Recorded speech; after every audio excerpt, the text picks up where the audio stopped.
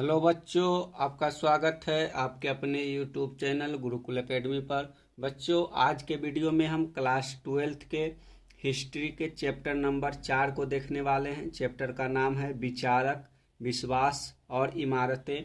Chapter 4 में जितने भी महत्वपूर्ण नोट्स बने हैं वो हम आपके लिए कंपाइल किए हैं, तो आप वीडियो को अंत तक जरूर देखिएगा। वीडियो आने में थोड़ा सा लेट हो गया, इसके लिए हम माफ़ी चाहते हैं। आज से हम इसको लगातार कंटिन्यू करेंगे। आप लगातार जुड़े रहिए और अपनी तैयारी को इसी प्रकार से जारी रखिए। हम आपको हिस्ट्री के 3 चैप्टर के वीडियो उपलब्ध करा चुके हैं, आप चैनल के प्लेलिस्ट में जाकर देख सकते हैं। आज हम चैप्टर 4 यानी कि अध्याय 4 को देखने वाले हैं। तो आपके पास अगर बुक है तो इस वीडियो को देखने से पहले या वीडियो को देखने के बाद चैप्टर को एक बार ज़रूर पढ़ लीजिएगा, जिससे आपको अधिक समझ में आएगा। और अगर इस नोट्स को आप अपने पीडीएफ के रूप में प्राप्त करना चाहते हैं तो चैनल के जो वीडियो के जो डिस्क्रिप्शन बॉक्स है वहाँ आपको टेलीग्राम का लिंक मिल जाएगा, वहाँ से आप ज्वाइन होकर इस पीडीएफ को प्राप्त कर सकते हैं। तो चलिए शुरू करते हैं चैप्टर जो है उसके बारे में पढ़ना। तो यहाँ पहला एक टॉपिक दिया हुआ है कि ईसा पूर्व प्रथम शताब्दी एक महत्वपूर्ण काल, यानी कि जो ईसा पूर्व की प्रथम शताब्दी है वह एक महत्वपूर्ण काल है। ऐसा किस लिए बताया जा रहा है, तो इसके बारे में जो इतिहास है उसमें बहुत सारी ऐसे कालकर्म हुए, यानी कि ऐसे घटनाक्रम हुए जो प्रथम शताब्दी ईसा पूर्व है वह काफ़ी महत्वपूर्ण माना जाता है। इसी समय बुद्ध, जो महात्मा बुद्ध थे, महावीर थे, प्लेटो थे, अरस्तु थे, ऐसे जैसे मतलब कि बहुत सारे विचारक का जन्म हुआ और ये अपने अपने विचार से इस दुनिया को प्रभावित किए। तो यहाँ पहला पॉइंट लिखा हुआ है कि यह काल विश्व के इतिहास में काफ़ी महत्वपूर्ण माना जाता था, क्योंकि इस काल में अनेक चिंतकों का उदय हुआ। जैसे कि उदाहरण के रूप में आप देख सकते हैं बुद्ध, महावीर, प्लेटो, अरस्तु, सुकरात आदि। इन सब विद्वानों ने जीवन के रहस्य को समझने की कोशिश की, यानी कि ये वैसे विद्वान हैं जो सोचते थे कि अगर ऐसा हुआ है तो ऐसा क्यों हुआ, ऐसा क्यों नहीं हुआ। यानी कि वो सोचते थे कि अगर जो आज दिन है तो फिर रात क्यों होता है, और रात है तो फिर दिन क्यों होता है। इन सब कारणों की खोज करने के लिए जो ये कुल जितने भी ये चिंतक या विद्वान हुए काफ़ी अपना योगदान दिए, और जीवन को समझने के लिए ये सब अपने जीवन को मतलब कि समर्पित कर दिए। जैसे कि महात्मा बुद्ध थे। महात्मा बुद्ध जो थे वो एक राजा के घर में जन्म लिए थे और अपना जो मतलब कि राजसी जीवन था वह छोड़कर वन में अपना तपस्या किए और जीवन को समझने के लिए अपना पूरा जीवन समर्पण कर दिए। इस प्रकार के जो हमारे चिंतक और विद्वान थे और मनोऋषि थे वो हमारे इस प्रथम शताब्दी ईसा पूर्व के दौरान ही इनका उदय हुआ। इस कारण से जो ईसा पूर्व की प्रथम शताब्दी है वह एक महत्वपूर्ण काल माना जाता है।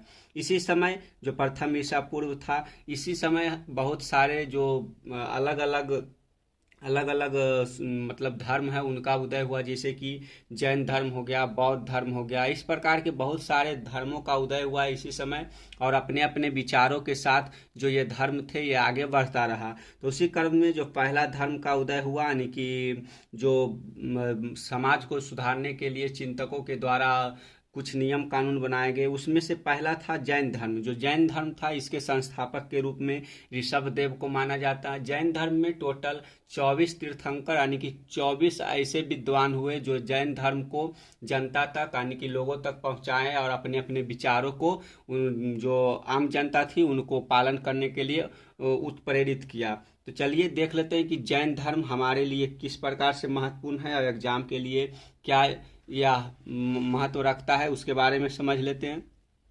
तो जो जैन धर्म है, जैन धर्म के संस्थापक के रूप में यहाँ ऋषभदेव लिखा हुआ है, तो आप ऋषभदेव को याद रख सकते हैं। इन्हें जैन धर्म के संस्थापक के रूप में भी जाना जाता है, जो आप संस्थापक को याद रख सकते हैं। पहला पॉइंट हो गया।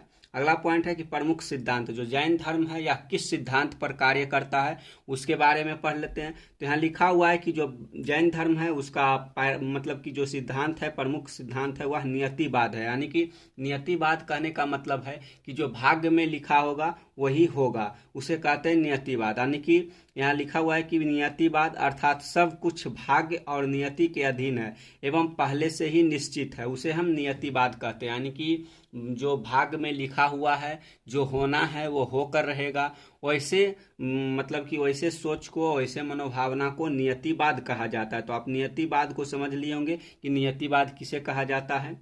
अगला पॉइंट है कि जैन शब्द जिन शब्द से निकला है, यानी कि जो जैन शब्द है, जैन शब्द की उत्पत्ति जिन से हुआ है। तो जिन क्या है, तो जिस मतलब जो जिन है, जिन का अर्थ होता है विजेता, यानी कि जैन शब्द जो निकला है वह जिन शब्द से निकला है, जिसका अर्थ है विजेता, यानी कि जिन का अर्थ होता है विजेता। जैन धर्म ग्रंथों का संकलन अंतिम रूप से 500 ईस्वी के आसपास गुजरात के वल्लभी में हुआ।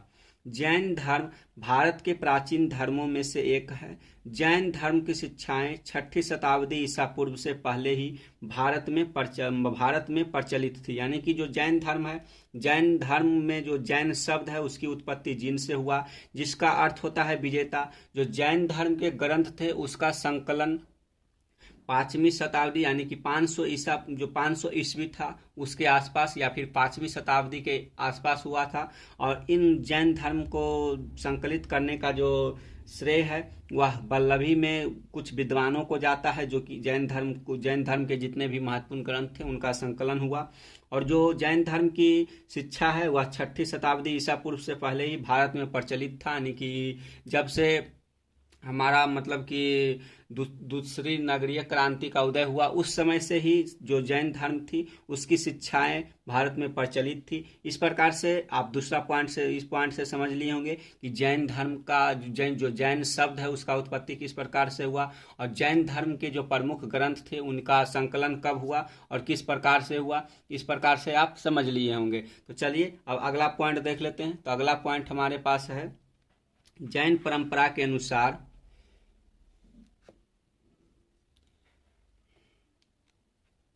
लिखा हुआ है कि जैन परंपरा के अनुसार महावीर ने पहले 23 शिक्षक हो चुके थे। यानी कि जैन मान्यता है, जैन मान्यता के अनुसार बताया गया है कि जो महावीर स्वामी है, महावीर स्वामी से पहले 23 तीर्थंकर यानी कि 23 शिक्षक हो चुके हैं जो कि जैन धर्म को आगे बढ़ाया। उन्हीं में से 24वें तीर्थंकर के रूप में महावीर को जाना जाता है, जो कि अंतिम तीर्थंकर के रूप में जाने जाते हैं। आगे लिखा हुआ है कि जिन्हें तीर्थंकर कहा जाता है, यानी कि जो ये 23 शिक्षक हुए उन्हें तीर्थंकर के नाम से भी जाना जाता है।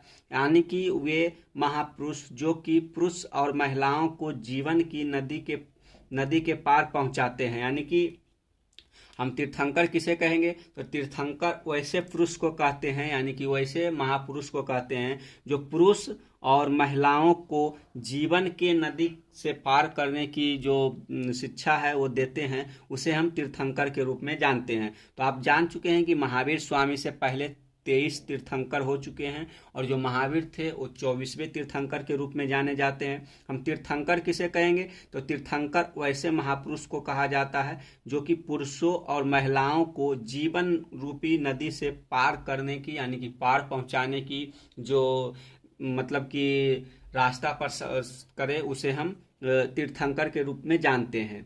अगला पॉइंट है कि महावीर जैन धर्म के 24वें तीर्थंकर थे। जैन धर्म के पहले तीर्थंकर ऋषभदेव थे। जैन धर्म के 23वें तीर्थंकर पार्श्वनाथ थे। तो आपको इस पॉइंट से 3 वैसे तीर्थंकर के नाम पता चल गए हैं जो कि काफ़ी पॉपुलर थे, ये एग्जाम में पूछा जाता है। तो 24वें तीर्थंकर के रूप में आप महावीर को जान लिए, प्रथम तीर्थंकर के रूप में ऋषभदेव को जान लिए और 23वें तीर्थंकर के रूप में पार्श्वनाथ को जान लिए। इस प्रकार से इस पॉइंट से हम 3 ऐसे तीर्थंकर को जाने जो कि जैन धर्म से काफ़ी महत्वपूर्ण संबंध रखते हैं। तो इस पॉइंट मतलब कि जो इस पेज है, इस पेज पर जितना भी पॉइंट था उसे पढ़ लिए। अब आगे के पेज पर चलते हैं, देखते हैं कि क्या लिखा हुआ है। चलिए अगला पॉइंट देख लेते हैं।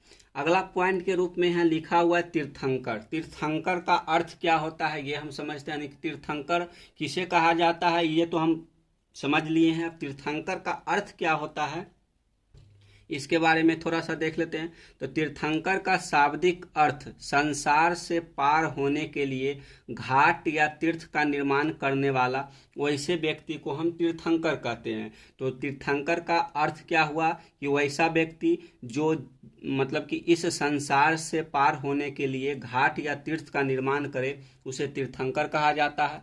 और तीर्थंकर किसे कहते हैं, तो वैसे महापुरुष जो महिला और पुरुष को इस मतलब जीवन रूपी नदी से पार करने के लिए जो रास्ता दिखाता हो उसे तीर्थंकर कहते हैं। और तीर्थंकर का शाब्दिक अर्थ है कि संसार से पार होने के लिए घाट या तीर्थ का निर्माण करना तीर्थंकर का शाब्दिक अर्थ है। तो आप तीर्थंकर किसे कहेंगे ये समझ लिए होंगे, और तीर्थंकर का अर्थ क्या है आप ये भी समझ लिए होंगे।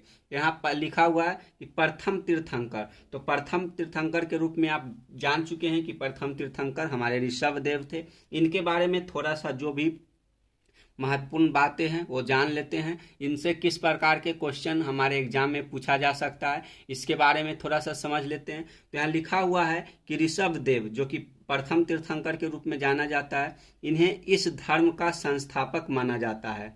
ये अयोध्या के इक्ष्वाकु राजवंश से संबंधित है। इनका प्रतीक चिन्ह वृषभ है। पुराण में इन्हें विष्णु का अवतार माना गया। यानी कि हमारे जो जैन धर्म है, जैन धर्म में जितने भी तीर्थंकर हुए उनके पहचान के लिए अलग अलग प्रतीक चिन्ह बनाए गए हैं। जैसे कि ऋषभ देव के लिए आपको कौन सा मतलब प्रतीक चिन्ह मिलेगा, वृषभ, यानी कि साढ़ का चिन्ह मिलेगा आपको ऋषभ देव के प्रतीक चिन्ह के रूप में। जैसे कि आपको अलग अलग प्रतीक चिन्ह से यह पता चल सकता है कि ये कौन से तीर्थंकर है, यानी कि उनका जो प्रतिमा है या फिर मूर्ति है वह सभी तीर्थंकर की मूर्ति एक समान देखने को लगेगा, लेकिन उनके प्रतिमा के नीचे जैसे कि वृषभ हो गया, सिंह हो गया, सर्प हो गया, इस प्रकार के प्रतीक चिन्ह मिलता है जिससे आप अंतर कर सकते हैं कि ये कौन से तीर्थंकर है और इनका नाम क्या है। तो इसीलिए जो जैन धर्म था, जैन धर्म में अलग अलग तीर्थंकरों की पहचान के लिए अलग अलग प्रतीक चिन्हों का प्रतिपादन किया गया। और पुराण में जो पुराण है, पुराण में बताया गया है कि जो ऋषभ देव है वह विष्णु के अवतार के रूप में बताया गया है। तो इस प्रकार से आप तीर्थंकर के जो प्रथम तीर्थंकर ऋषभ देव थे उनके बारे में जान लिए। जो ऋषभ देव थे ये इक्ष्वाकु वंश के इक्ष्वाकु वंश से संबंधित थे जो कि अयोध्या के निवासी थे। इनका प्रतीक चिन्ह वृषभ था। इन्हें पुराण में विष्णु का अवतार माना गया है। इस प्रकार से हम आपके लिए शॉर्ट नोट्स प्रिपेयर किए हैं। आप इसे अपने कॉपी में अपने कलम मतलब कि अपने हाथों से लिखिएगा तो आपको ज़्यादा समझ में आएगा, क्योंकि जो पीडीएफ होता है पीडीएफ पढ़ने में मतलब कि वैसा फील नहीं आता है जैसा कि हम कागज मतलब कॉपी में या बुक में पढ़ते हैं। तो इसलिए आप इस वीडियो को थोड़ा रोक रोक कर साथ साथ में लिखते जाइएगा ताकि आपको एक प्रॉपर नोट्स तैयार हो सके और जब मन करे जब आप इससे रिवीजन कर सकते हैं। आगे लिखा हुआ है कि ऋषभ देव का पहली बार उल्लेख ऋग्वेद में मिलता है। तो यहाँ लिखा हुआ है कि जो ऋषभ देव है इनका पहला बार उल्लेख ऋग्वेद में मिलता है। तो आपको पूछा जा सकता है ऑब्जेक्टिव क्वेश्चन में कि ऋषभ देव का प्रथम उल्लेख कहाँ मिलता है, तो आप वहाँ उत्तर ऋग्वेद दे सकते हैं। तो इस प्रकार से हम छोटे छोटे पॉइंट के रूप में आपके लिए जो ये नोट्स लिखे हैं ये आप जरूर अपने कॉपी में लिखिएगा। अगला पॉइंट लिखा हुआ है कि दूसरे तीर्थंकर कौन थे, तो दूसरे तीर्थंकर के रूप में अजितनाथ को जाना जाता है। पहली बार इनका उल्लेख यजुर्वेद में मिलता है, यानी कि जो प्रथम तीर्थंकर ऋषभ देव थे इनका उल्लेख ऋग्वेद में मिलता है पहली बार, और दूसरे तीर्थंकर का जो पहला बार उल्लेख मिलता है वह यजुर्वेद में मिलता है। तो आप इस प्रकार से इससे अंतर समझ लिए होंगे। अब आगे चलते हैं, आगे क्या है, तो यहाँ आगे है कि 19वें तीर्थंकर मल्लीनाथ, यानी कि 19वें तीर्थंकर जो थे वो मल्लीनाथ थे या फिर इन्हें नेमिनाथ भी कहा जाता है, जो कि वासुदेव कृष्ण के समकालीन थे। यानी कि जो जैन धर्म के 19वें तीर्थंकर थे जिनका नाम मल्लीनाथ या फिर नेमिनाथ था, ये कृष्ण जो मतलब कृष्ण भगवान के रूप में हम जानते हैं उनके समकालीन थे। यानी कि जिस समय कृष्ण अपना जीवन यापन कर रहे थे उसी समय जो मल्लीनाथ थे ये भी पृथ्वी पर जन्म लिए थे। तो इस प्रकार से आप यहाँ समझ सकते हैं कि जो 19वें तीर्थंकर मल्लीनाथ और वासुदेव कृष्ण थे वो आपस में मतलब कि एक ही समय जन्म लिए थे और दोनों जीवन यापन कर रहे थे। आगे है 23वें तीर्थंकर। तो 23वें तीर्थंकर के बारे में हमें थोड़ा सा विस्तार से पढ़ना होगा क्योंकि इससे क्वेश्चन एग्जाम में बहुत सारा पूछा जाता है। तो चलिए देख लेते हैं कि इनके बारे में प्रमुख जो महत्वपूर्ण नोट्स है वह किस प्रकार से बना है। तो 23वें तीर्थंकर के रूप में आप पार्श्वनाथ को याद रख सकते हैं।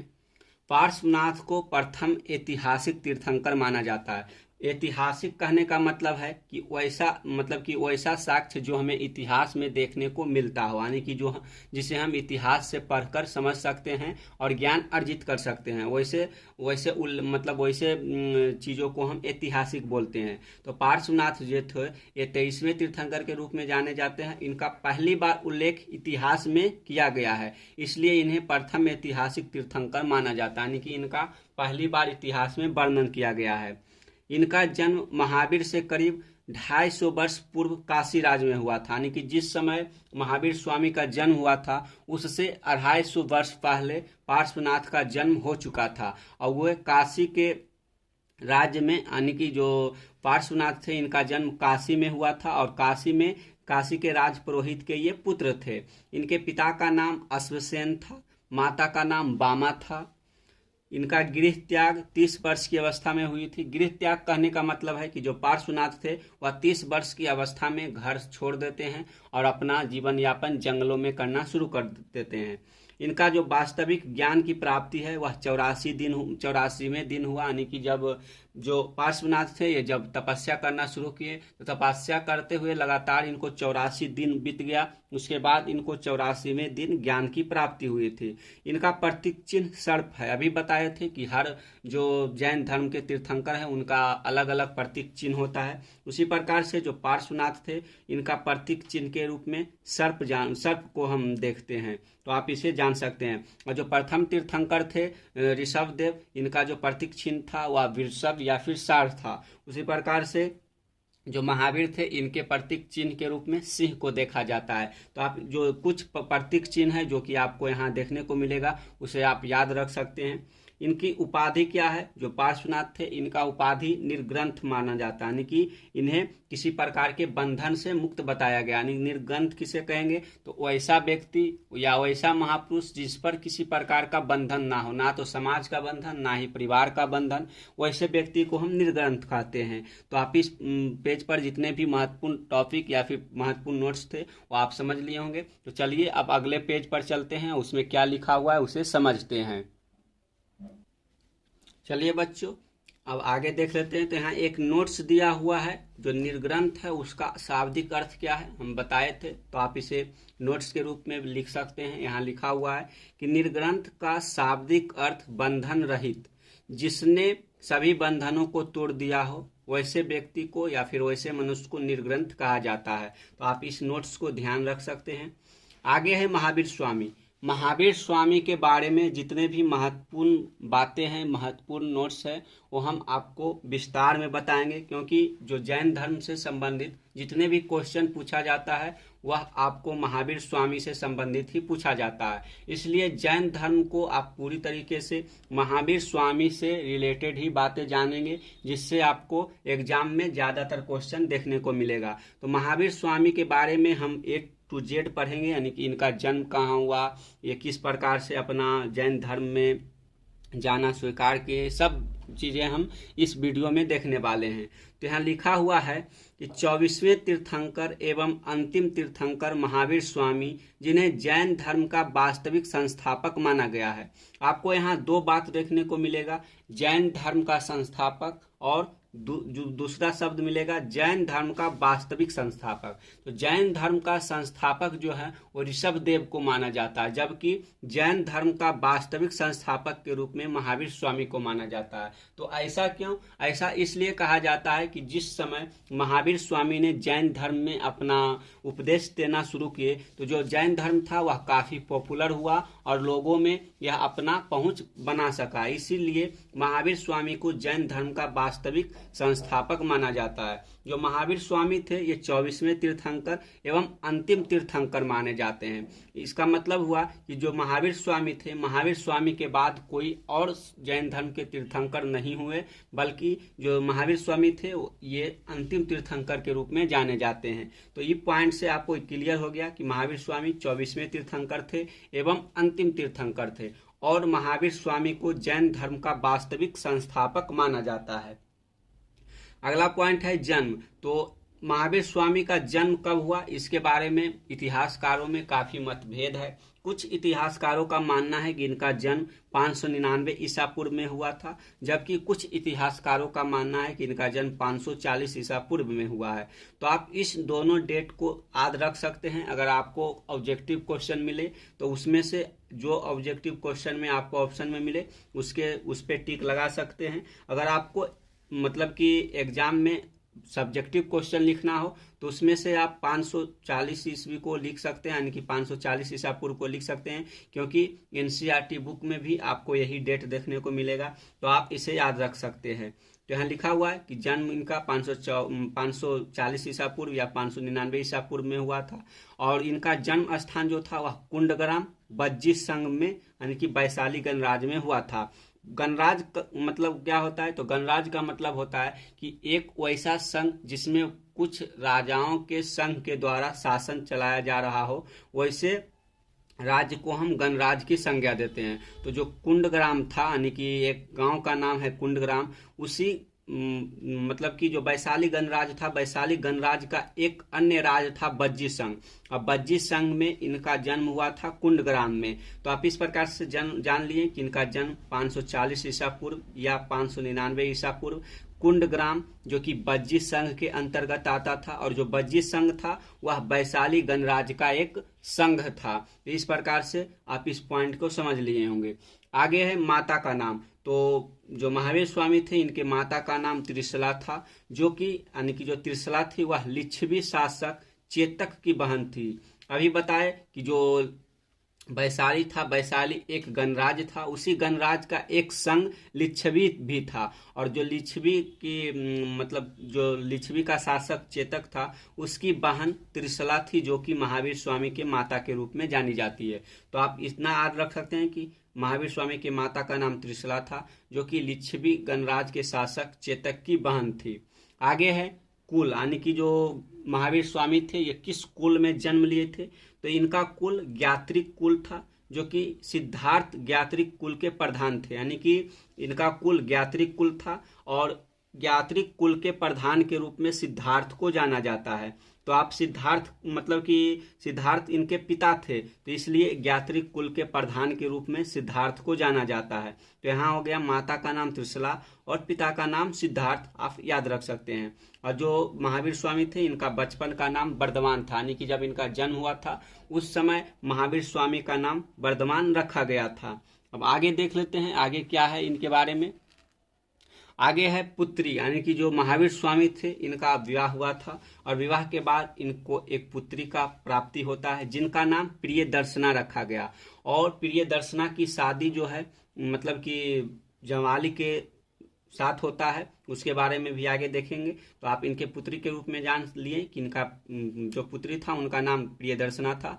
श्वेतांबर परंपरा के अनुसार, यानी कि श्वेतांबर परंपरा है उसके अनुसार इनके पुत्री का नाम प्रियदर्शना माना जाता है, और यही हमें साक्ष्य के रूप में प्राप्त होता है। आगे है कि ज्ञान प्राप्ति, जो महावीर स्वामी थे इन्हें ज्ञान की प्राप्ति वैशाख के शुक्ल पक्ष 10वीं को ऋजुपालिका नदी के किनारे साल वृक्ष के नीचे ज्ञान प्राप्त हुआ था। यानी कि जो महावीर स्वामी थे इनको ज्ञान की प्राप्ति वैशाख महीने में शुक्ल पक्ष के 10वीं को होता है, और ये किस स्थान पर अपने समाधि में लीन थे? तो ऋजुपालिका नदी है, उसी ऋजुपालिका नदी के तट पर एक साल का वृक्ष था जिसके नीचे ये तपस्या कर रहे थे, और इनको वहीं पर ज्ञान प्राप्ति हुआ। तो आप इस प्रकार से इस पॉइंट को एकदम सेम टू सेम लिख सकते हैं, जिससे आपको अच्छे नंबर प्राप्त होंगे। आगे है जिन का अर्थ। तो जिन का अर्थ क्या होता है? तो जिन का अर्थ होता है इंद्रियों का विजेता, यानी कि जो अपने इंद्रियों पर विजय प्राप्त कर ले उसके लिए जिन शब्द का प्रयोग किया जाता है। तो इसलिए जो महावीर स्वामी थे उसे जिन के रूप में, यानी कि उन्हें मतलब कि अपने इंद्रियों पर विजेता के रूप में जाना जाता है। आगे है प्रथम उपदेश। तो जब गौतम मतलब महावीर स्वामी को ज्ञान की प्राप्ति हो गई, तो ज्ञान की प्राप्ति के बाद इन्होंने अपना प्रथम उपदेश कहाँ दिया उसके बारे में पढ़ते हैं। तो ये प्रथम उपदेश जो है विपुलाचक पहाड़ी राजगिरी के मधेपुर में दिए, यानी कि राजगिरी जो है वह बहुत पहाड़ियों से घिरा हुआ एक छोटा सा शहर है, उसी मतलब कि राजगृह की एक पहाड़ी है जिसका नाम है विपुलाचक पहाड़ी। विपुलाचक पहाड़ी राजगृह में स्थित है और विपुलाचक पहाड़ी के नज़दीक एक गांव है मधेपुर, वहां पर इन्होंने अपना प्रथम उपदेश दिए थे। तो आप प्रथम उपदेश के रूप में जान लिए हैं। आगे है प्रथम शिष्य। तो महावीर स्वामी के प्रथम शिष्य कौन थे? तो महावीर स्वामी के प्रथम शिष्य के रूप में जमाली को जाना जाता है। इसी जमाली बाद में जो महावीर स्वामी है इनका दामाद भी बनता है। तो यहाँ लिखा हुआ है महावीर का दामाद, यानी कि जो जमाली थे ये महावीर स्वामी के दामाद थे, यानी कि प्रिय दर्शना के पति के रूप में जाने जाते हैं। आगे है प्रथम शिष्या। प्रथम शिष्य जमाली थे और प्रथम शिष्या कौन थी? तो प्रथम शिष्या चंदना थी, जो कि चंपा नरेश यानी कि अंग की जो चंपा नरेश थे उनकी पुत्री थी जो चंदना।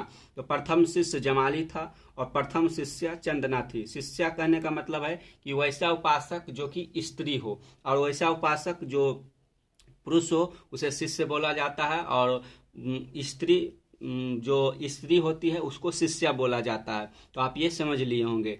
आगे देखते हैं अब आगे क्या है। आगे लिखा हुआ उपदेश की भाषा।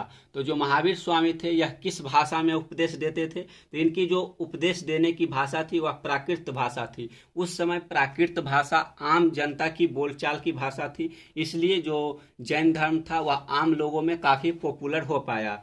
आगे है अनुयायी शासक। तो महावीर स्वामी के कौन कौन से ऐसे शासक थे जो कि जैन धर्म को मानते थे? तो पहला शासक बिंबिसार था जो कि जैन धर्म को अपनाया था। दूसरा शासक अजातशत्रु, उदयन, चंद्रगुप्त मौर्य, अमोघ वर्ष, ऐसे बहुत सारे महान शासक हुए जो कि जैन धर्म को अपनाकर जैन धर्म को संरक्षण दिए। आगे है दक्षिण के अनुयायी वंश, यानी कि जो दक्षिण भारत है, दक्षिण भारत के कौन कौन से ऐसे वंश यानी कि कौन कौन ऐसे राजवंश हुए जो जैन धर्म को अपना राज धर्म बनाया? तो पहला वंश था गंग वंश, राष्ट्रकूट वंश, कदम वंश, चालुक्य वंश। ये ऐसे वंश हुए जो कि जैन धर्म को संरक्षण दिया और इसे अपना राजधर्म बनाया। तो इस प्रकार से इस पेज पर जितने भी महत्वपूर्ण नोट्स थे वो देख लिए। तो चलिए अब अगले पेज पर चलते हैं, उसको देखते हैं कि किस प्रकार से महावीर स्वामी के बारे में और डिटेल्स में बताया गया है। चलिए बच्चों आगे देख लेते हैं महावीर स्वामी के बारे में और क्या जानकारी है। अगर चैनल पर अब तक नए हैं तो आप चैनल को जरूर सब्सक्राइब कीजिएगा। अगर आप यहाँ तक वीडियो देख लिए हैं तो आप चैनल को सब्सक्राइब करने के साथ साथ अपने दोस्तों के साथ भी यह वीडियो शेयर कीजिए ताकि उन्हें भी लाभ हो सके। और वीडियो अच्छा लगे तो आप वीडियो को लाइक जरूर कीजिएगा ताकि जो वीडियो का पहुँच है वह काफ़ी लोगों तक हो सके और वीडियो को अच्छा रिस्पॉन्स मिल सके। तो चलिए महावीर स्वामी के अन्य नाम क्या क्या है उसके बारे में देख लेते हैं। तो महावीर स्वामी के अन्य नाम के रूप में वीर, अतिवीर, सन्मति, इस प्रकार के नामों का उल्लेख हमें इतिहास में मिलता है। तो आप महावीर स्वामी के अन्य नाम के रूप में इसे याद रख सकते हैं। महावीर स्वामी का प्रतीक चिन्ह क्या है? सिंह है। ये आपको हम बताए थे कि आपको कुछ ऐसे तीर्थंकर हुए जिनका आपको प्रतीक चिन्ह याद रखना है क्योंकि आपको एग्जाम में पूछा जा सकता है। तो जो प्रथम तीर्थंकर थे उनका प्रतीक चिन्ह वृषभ यानी कि साढ़ था, और 23वें तीर्थंकर जो कि पार्श्वनाथ थे उनका प्रतीक चिन्ह सर्प था, और महावीर स्वामी के प्रतीक चिन्ह के रूप में सिंह को जाना जाता है। तो इस प्रकार से आप इस प्रतीक चिन्ह को याद रख सकते हैं। आगे है कि 72 वर्ष की यानी कि जो महावीर स्वामी थे, महावीर स्वामी की मृत्यु 72 वर्ष की उम्र में होता है जो कि पावा में होता है। आज पावा को हम पावापुरी के नाम से जानते हैं जो कि बिहार में स्थित है। महावीर स्वामी को निर्वाण प्राप्त हुआ यानी कि 72 वर्ष की आयु में पावापुरी जो कि बिहार में स्थित है वहाँ महावीर स्वामी को मृत्यु की प्राप्ति होती है। जो जैन धर्म है, जैन धर्म में मृत्यु को निर्वाण के रूप में जाना जाता है, इसलिए यहाँ निर्वाण लिखा हुआ है। तो आप इस पॉइंट के अच्छी तरीके से याद रख सकते हैं। आगे है कि जैन धर्म के उत्तरधान सूत्र के अनुसार महावीर का जन्म पहले ऋषभ दत्त की पत्नी देवनंदा के गर्भ से होने वाला था, लेकिन देवताओं को यह स्वीकार नहीं था कि तीर्थंकर का जन्म किसी ब्राह्मण परिवार में हो, अतः इंद्र ने इन्हें त्रिशला के गर्भ में स्थानांतरित कर दिया। यानी कि जैन धर्म की एक ग्रंथ है जिसका नाम है उत्तरधान। इस उत्तरधान में एक वर्णन आया है कि जो महावीर स्वामी था इनका जन्म पहले ऋषभ दत्त की पत्नी देवनंदा के गर्भ से होना था, लेकिन जो देवताओं के राजा थे इंद्र, उनको यह स्वीकार नहीं था कि एक तीर्थंकर का जन्म ब्राह्मण कुल में हो। इसलिए इन्होंने जो महावीर स्वामी थे इनका जन्म से पहले ही गर्भ स्थानांतरित करके देवनंदा के गर्भ से जो इनकी माता यानी कि त्रिशला थी उनके गर्भ में स्थानांतरित कर दिया। ऐसा साक्ष्य हमें कहाँ से मिलता है? तो ऐसा साक्ष्य जैन धर्म के उत्तरधान सूत्र से हमें प्राप्त होता है। तो आप इससे अनुमान लगा सकते हैं कि जो जैन धर्म है वह काफी मतलब कि मान्यताओं पर अपना विचार रखता है, इसलिए ऐसे जो विचार है वह उत्तरधान सूत्र में देखने को मिलता है। तो आप इसे भी याद रख सकते हैं। आपको इससे संबंधित क्वेश्चन एग्जाम में पूछा ही गया है। अगर आप प्रीवियस ईयर के क्वेश्चन पेपर को नहीं देखें तो आप प्रीवियस ईयर के क्वेश्चन पेपर खरीद कर उसे देख सकते हैं कि किस प्रकार के क्वेश्चन आपको हिस्ट्री से पूछा जाता है। अब आगे देखते हैं, आगे पॉइंट क्या है उसके बारे में देख लेते हैं। तो यहाँ है जैन धर्म की शाखाएं। तो जो जैन धर्म थी उसकी क्या क्या शाखाएं और कौन कौन सी शाखाएं में जैन धर्म विभक्त हुआ, इसके बारे में पढ़ लेते हैं। तो जो जैन धर्म था, जैन धर्म की दो प्रमुख शाखाएं, प्रथम है श्वेतांबर, दूसरा है दिगंबर। तो श्वेतांबर जो शाखा है, इस शाखा के लोग जो है वह श्वेत वस्त्र धारण करते हैं, और जो दिगंबर शाखा के लोग हैं वे वस्त्र धारण नहीं करते हैं, यानी कि ये नंगे रहते हैं। तो इस प्रकार से जो जैन धर्म है उसकी दो प्रमुख शाखाएं श्वेतांबर और दिगंबर। आप श्वेतांबर से अर्थ लगा सकते हैं कि वैसा शाखा जो कि श्वेत वस्त्र धारण करता हो। दिगंबर वैसी शाखा थी जो कि वस्त्र धारण नहीं करता है, यानी कि नंगे रहना पसंद करता है। तो ये जो जैन धर्म था उसका दो प्रमुख शाखा हुआ। जो जैन धर्म था मूल रूप से उसमें मतलब किसी प्रकार के कपड़े पहनने का परंपरा नहीं था, लेकिन जब जैन धर्म का विभाजन होता है तो उसमें जैन धर्म दो भागों में बढ़ जाता है, श्वेतांबर और दिगंबर, और इसमें अंतर किया जाने लगता है। आगे है जैन भिक्षु एवं भिक्षुनी के 5 व्रत, यानी कि जो जैन धर्म है, जैन धर्म में कौन से ऐसे व्रत हैं जो कि सभी भिक्षु और भिक्षुओं के लिए अनिवार्य था। भिक्षु और भिक्षुनी किसे कहेंगे? तो ऐसे लोग जो जैन मान्यताओं में विश्वास रखते हैं उन्हें भिक्षु और भिक्षुनी कहा जाता है। तो 5 व्रत क्या है? तो पहला व्रत है अहिंसा। अहिंसा का मतलब क्या होता है? किसी जीव जंतु की हत्या ना करना अहिंसा कहलाता है। दूसरा है सत्य, यानी कि कभी झूठ ना बोलना, हमेशा सत्य बोलना। असत्य का मतलब होता है चोरी ना करना। अपरिग्रह, धन इकट्ठा ना करना। ब्रह्मचर्य, यानी कि ब्रह्मचर्य का पालन करना। ब्रह्मचर्य का अर्थ होता है कि मतलब कि जो भी बातें जैन धर्म के अनुसार बताया गया है उसका पालन करना, और सभी मतलब कि जो भी जीव जंतु हैं उसके सहायता करना, इसे हम ब्रह्मचर्य के अंतर्गत रख सकते हैं। अगर आप ब्रह्मचर्य के रूप में अन्य बात समझते हैं या फिर अन्य बातें मानते हैं वह भी होता है, इसके साथ साथ आप ब्रह्मचर्य के रूप में वैसा बात भी मान सकते हैं जो कि आप जीव जंतुओं के सहायता पहुंचा सके और लोगों के लिए काम आ सके, वैसे काम को हम ब्रह्मचर्य भी बोलते हैं, यानी कि जो अपने सामर्थ्य से लोगों को सहायता पहुंचा सके। इस प्रकार से जैन धर्म के भिक्षु एवं भिक्षुणी के लिए 5 व्रत लागू किए गए थे: अहिंसा, सत्य, असत्य, अपरिग्रह, ब्रह्मचर्य।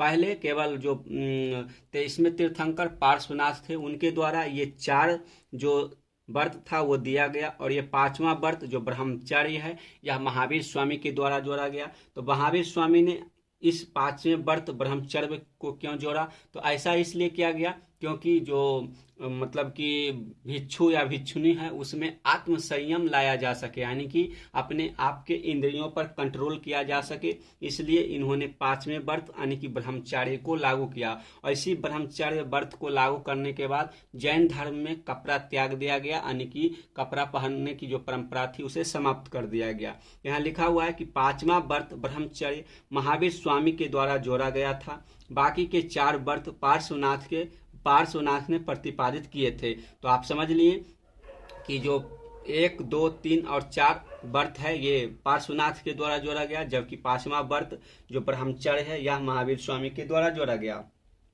जो ये पांचवा व्रत ब्रह्मचर्य है, यह किस लिए जोड़ा गया? तो आप इसके बारे में हम आपको बता दिए हैं कि पांचवा व्रत ब्रह्मचर्य को इसलिए जोड़ा गया कि जो भिक्षु और भिक्षुणी है उसको अधिक से अधिक आत्म संयम प्राप्त हो सके और अपने इंद्रियों पर कंट्रोल हो सके, इसलिए ब्रह्मचर्य जो पांचवा व्रत है उसे जैन धर्म में जोड़ा गया। अब आगे देखते हैं कि अगला पेज पर क्या बताया हुआ है, उसे देख लेते हैं।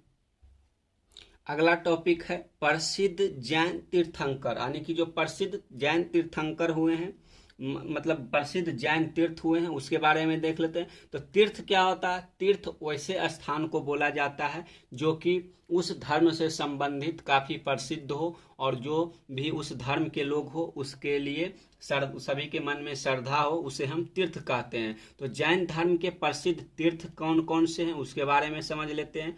तो ये पर्वत जिन पर प्रसिद्ध तीर्थ स्थित है, यानी कि वैसा पर्वत जिस पर जैन धर्म के प्रसिद्ध तीर्थ स्थित है, उसके बारे में जानते हैं। तो पहला पर्वत है सम्मेद शिखर।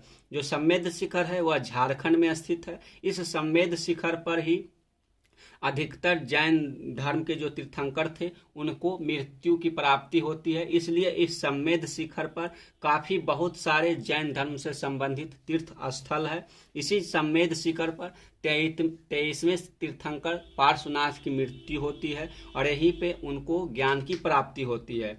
आगे है शत्रुंजय पर्वत। जो शत्रुंजय पर्वत है यह गुजरात में स्थित है। इस पर्वत पर भी जैन धर्म के बहुत सारे तीर्थ स्थित है। अगला है गिरनार पर्वत जो कि गुजरात में स्थित है। इस पर भी जैन धर्म के बहुत सारे तीर्थ स्थल उपस्थित है। अगला है प्रमुख जैन गुफाएं, यानी कि वैसी जैन गुफाएं जो कि जैन धर्म के जो जैन धर्म है उससे काफी महत्वपूर्ण भूमिका रखता है, उसके बारे में जान लेते हैं। तो प्रमुख जैन गुफाएं हैं उदयगिरी एवं खंडगिरी, ये उड़ीसा में स्थित है। आगे है एलोरा का गुफा जो कि महाराष्ट्र में स्थित है। तो आप इस गुफाओं को याद रख सकते हैं। आपको क्वेश्चन में पूछा जा सकता है कि प्रसिद्ध जैन धर्म से संबंधित गुफाओं का वर्णन करें जो कि जैन धर्म से या फिर जैन तीर्थ से संबंधित है। तो यहाँ आपको उदयगिरी, खंडगिरी, एलोरा ये सभी जैन धर्म से संबंधित गुफाएं, आपको इस प्रकार के क्वेश्चन ऑब्जेक्टिव में पूछा जा सकता है। आगे है प्रमुख जैन मंदिर। चलिए प्रमुख जैन मंदिर के बारे में देख लेते हैं कि कौन कौन सा जैन मंदिर कहाँ स्थित है। तो जो जैन धर्म से संबंधित प्रमुख जैन मंदिर है उसमें पहला है श्रवण बेलगोला। जो श्रवण बेलगोला है यह कर्नाटक में स्थित है। पाली ताना है यह गुजरात में स्थित है। रनकपुर राजस्थान में, दिलवारा राजस्थान में, पावापुरी बिहार में, महावीर जैन मंदिर राजस्थान में, ये सारे वैसे प्रमुख मतलब कि वैसे प्रमुख जैन मंदिर है जो कि काफी प्रसिद्ध है। तो आपको बिहार में जैन मंदिर जो है वह पावापुरी के नाम से जाना जाता है। आपके लिए एग्जाम में पूछा भी जा सकता है क्योंकि यह बिहार से संबंधित है। इसके साथ साथ आपको अन्य मंदिरों को भी याद रखना है, जैसे कि दिलवारा का जैन मंदिर हो गया, ये भी काफी पॉपुलर है। इसके साथ साथ आपको श्रवण बेलगोला भी जानना काफी महत्वपूर्ण है। ये जो भी मतलब कि हम टिक लगाए हैं उसको आपको कंपलसरी याद रखना ही है। अगर आप इन तीन को भी याद रख सकते हैं तो आपके लिए फायदा ही होगा। आगे है जैन दर्शन की अवधारणा। तो जैन दर्शन की अवधारणा क्या है उसके बारे में समझ लेते हैं। चलिए ऊपर करते हैं, उसके बाद देख लेते हैं। तो जो जैन धर्म है, जैन धर्म या फिर जैन दर्शन की अवधारणा क्या है, या किस रूप में कार्य करता है, या किस पर आधारित है, इसके बारे में समझते हैं। तो यहाँ पहला पॉइंट लिखा हुआ है कि जैन दर्शन की सबसे महत्वपूर्ण अवधारणा यह है कि संपूर्ण विश्व प्राणवान है। यानी कि जैन दर्शन की मान्यता है कि जितना भी संसार में चीज है उसमें प्राण यानी कि उसमें जीव है, यानी कि उसमें जीवन है। यह मान्यता जैन दर्शन की सबसे महत्वपूर्ण अवधारणा है। तो आप इस पॉइंट को याद रख सकते हैं कि जैन दर्शन की सबसे महत्वपूर्ण अवधारणा है कि संपूर्ण विश्व प्राणवान है, यानी कि सभी जीवन में, यानी कि सभी वस्तु में जीवन है। अगला पॉइंट है कि जैन दर्शन अहिंसा पर काफी जोर देता है। यह सिद्धांत संपूर्ण भारतीय चिंतन परंपरा को प्रभावित किया है। यानी कि जैन धर्म का जो दूसरा अवधारणा है वह अहिंसा पर टिका हुआ है। यानी कि जो जैन धर्म है, यह जैन धर्म अहिंसा पर काफ़ी जोर देता है। यानी कि अहिंसा को इस कदर से मानता है कि जो जैन धर्म के मानने वाले लोग होते हैं वो कृषि कार्य भी नहीं कर सकते हैं, क्योंकि जैन परंपरा की मानना है कि अगर हम कृषि कार्य करेंगे तो जिसमें जो कृषि यानी कि भूमि में जितने भी सूक्ष्म जीव होगा, हल चलाने से उसकी मृत्यु हो जाएगी। इसलिए जैन परंपरा यानी कि जैन धर्म के मानने वाले लोग कृषि कार्य नहीं करते हैं। तो जो जैन धर्म है वह अहिंसा पर काफ़ी जोर देता है। इससे जो भारतीय चिंतन परंपरा है वह भी काफ़ी प्रभावित होता है। अगला पॉइंट है कि जैन परंपरा के अनुसार जन्म एवं पुनर्जन्म का चक्र कर्म के द्वारा निर्धारित होता है। कर्म के चक्र से मुक्ति के लिए त्याग और तपस्या की जरूरत है। यह संसार के त्याग से भी संभव हो पाता है। यानी कि जैन परंपरा है, इसकी मान्यता है कि अगर जन्म और पुनर्जन्म के चक्र से मुक्ति पाना है तो इसके लिए आपको यानी कि सभी चीज़ों की इच्छाओं से मुक्त होना होगा, जिससे आपको जन्म और पुनर्जन्म के चक्र से मुक्ति प्राप्त हो सकती है। तो यह मान्यता जो है वह जन्म और पुनर्जन्म की मान्यता जो है वह जैन धर्म में काफ़ी महत्वपूर्ण है। तो इस प्रकार से आप जो ये 3 परंपरा है यानी कि जो 3 दर्शन है उसे आप याद रख सकते हैं। पहला दर्शन है कि संपूर्ण विश्व प्राणवान है। दूसरा जो दर्शन है वह अहिंसा पर काफ़ी जोर देता है। तीसरा दर्शन है कि जन्म और पुनर्जन्म के चक्र से अगर आपको मुक्त होना है तो उसके लिए आपको कर्म चक्र से मुक्त होना होगा, यानी कि अपने इच्छाओं को त्यागना होगा, जिससे आपको इस जीवन और मरण की जो चक्र है उससे मुक्ति पा सकते हैं। तो आज के वीडियो में हम जैन धर्म से संबंधित जितने भी महत्वपूर्ण बातें थे उसको हम आपको इस वीडियो में प्रोवाइड करा दिए हैं। तो आप वीडियो को अंत तक देखें। तो इसके लिए आपको बहुत सारा नोट्स प्राप्त हुआ है, इसको आप अपने कॉपी में नोट्स कर सकते हैं। आगे के वीडियो में हम बौद्ध धर्म को देखेंगे, जिसके बाद यह टॉपिक जो टॉपिक नंबर 4 है यह समाप्त हो जाएगा और आपको इस चैप्टर से लगभग 4 से 5 नंबर के क्वेश्चन पूछे जाएंगे, जो कि आप इतने सारे नोट्स से उसे कवर कर सकते हैं। तो चलिए मिलते हैं अगले वीडियो के साथ, तब तक के लिए धन्यवाद। जय हिंद, जय भारत।